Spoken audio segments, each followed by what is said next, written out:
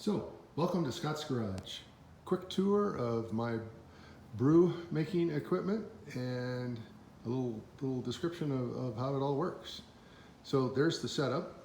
I got my 20-gallon mash tun pot on the top and a 15-gallon brew pot on the bottom. First, you start with grain. So you got to have some, 12 pounds or so for a normal 5-gallon batch. This 12 pounds of malted barley, typically. They have different kinds, different colors it affects the flavor and so forth. It depends on what style of beer you're making. You run it through the grain mill and crush those grains. You put them in a bucket, and then that bucket you add to about 9.5 gallons of water here in the mash tun pot and let it sit for about an hour. And you want it to be about 148 to 152 degrees. And it depends on what style of beer you're making. The temperature is pretty important. Once that's complete, you drain it into the brew pot or boil pot and bring that up to a boil. Then you start adding your hops, and there can be anywhere from 1 to 4, 5, or 6 different hops that you would add at different times, depending on the style of beer. And that boils for 1 hour.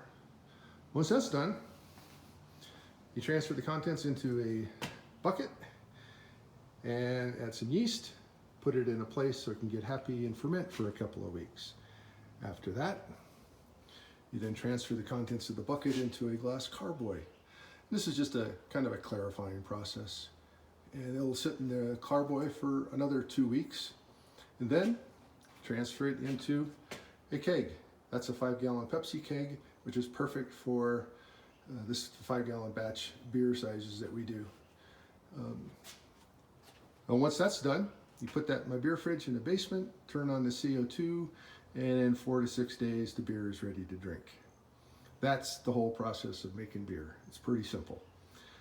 I got some kitchen cabinets from a friend who redid his kitchen. Got those for free.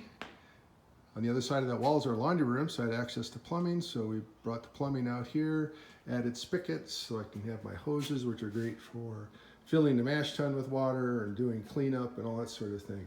So actually, it's a perfect beer brewing place. Anyway, and here's another thing that I do. I also make wine kits.